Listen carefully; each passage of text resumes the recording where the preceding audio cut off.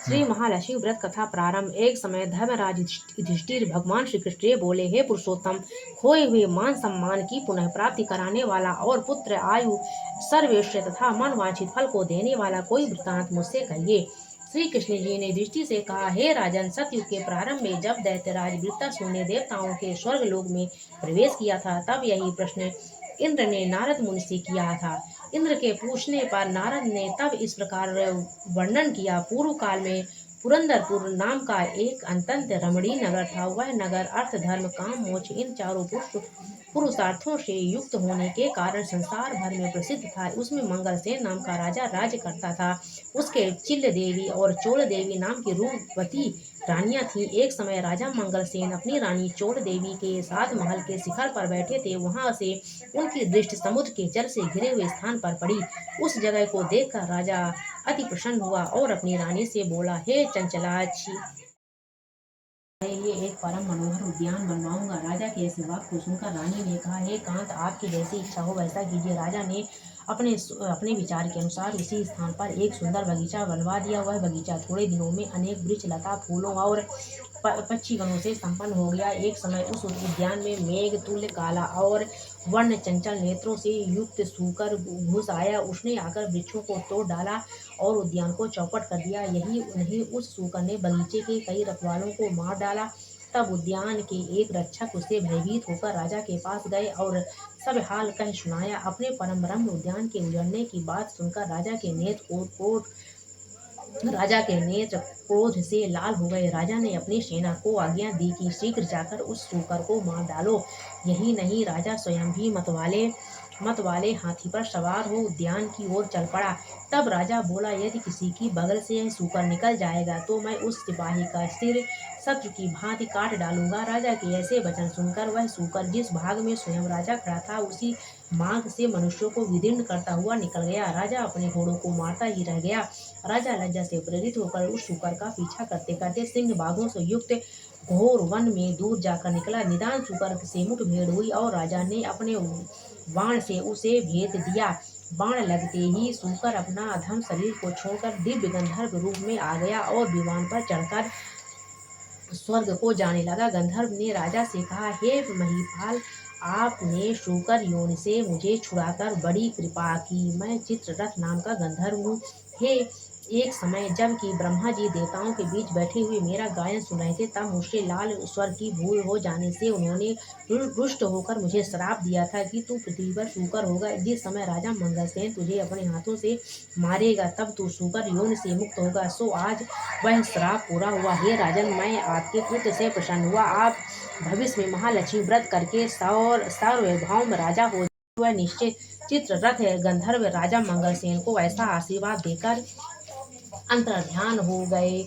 राजा भी वहां से अपने नगर के लिए चलने को उद्यत हुआ। त्यों ही उसे एक ब्राह्मण दिखाई दिया। राजा ने ब्राह्मण से प्रश्न किया कि हे देव, आप कौन हैं? इस पर ब्राह्मण ने उत्तर दिया, हे राजन, मैं आपके ही राज्य का एक नागरिक हूँ। आप इस समय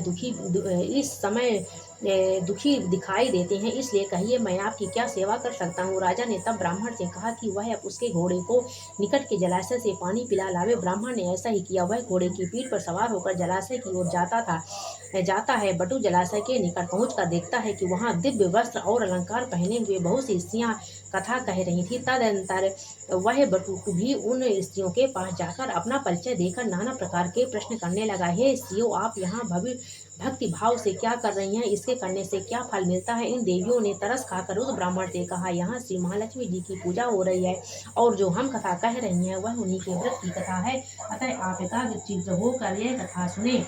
इस व्रत के करने से हर प्रकार की संपत्ति की प्राप्ति हो सकती है तथा अपना खोया हुआ यश भी प्राप्त होता है, इसमें कोई संदेह न करे। इस प्रकार बटु को उन स्त्रियों ने व्रत का वृतांत कह सुनाया। बटुक ने घोड़े को जल पिलाया और राजा के लिए कमल के पत्तों में जल लेकर वहां से लौट आया। ब्राह्मण ने लौटकर सारा किस्सा राजा को सुनाया और यही व्रत की कथा राजा ने से कह सुनाई। महालक्ष्मी का पूजन तथा व्रत करके राजा अपने ईश्वर का भागी बनकर वन से उस बटुक को साथ ही लेकर अपनी राजधानी को लौट आया। सबसे पहले राजा अपने मित्र बटुक के साथ अपनी बड़ी रानी चोल देवी के महल में जाता है। रानी ने जब राजा के दाहिने हाथ में व्रत का बंधा हुआ डोरा देखा तो वह राजा से रुष्ट हो जाती हैं। वन में यह डोरा किसी अन्य स्त्री ने राजा के हाथ में बांध दिया है, ऐसा विचार कर चोल देवी ने राजा के हाथ से वह डोरा तोड़कर धरती पर फेंक दिया। उसी समय छोटी रानी चिल देवी भी वहां आ पहुंचती हैं। वह उस डोरे को उठा लेती हैं और पास ही खड़े बटुक ब्राह्मण से उस डोरे का संपूर्ण है।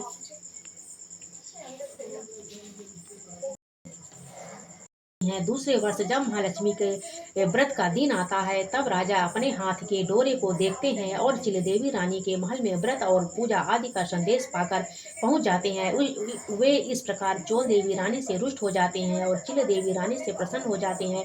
पूजन के दिन ही लक्ष्मी जी चोल देवी रानी के महल में एक वृद्ध का रूप धारण कर पहुंचती हैं। वहां चोल देवी लक्ष्मी जी का अनादर करती हैं। तब अप्रसन्न होकर लक्ष्मी जी रानी चोल देवी को श्राप देती हैं कि जा तेरा मुख सूकरी जैसा हो जाएगा। जब तू अंगिरा ऋषि के आश्रम में जाएगी तब वहां के कृत्य से तू अपना स्वरूप प्राप्त करेगी। इसके बाद लक्ष्मी जी रानी चिल देवी के महल में गई। वहां रानी ने उनका बड़ा आदर किया। प्रसन्न होकर लक्ष्मी जी ने रानी चिल देवी से कहा, हे रानी, मैं तेरे पूजन तथा आदर सत्कार से प्रसन्न हुई, तू वर मांग। तब रानी चिल देवी ने प्रार्थना करते हुए कहा, हे देवी, जो भी तुम्हारे इस व्रत को करे उसके घर में तुम सदा निवास किया करो।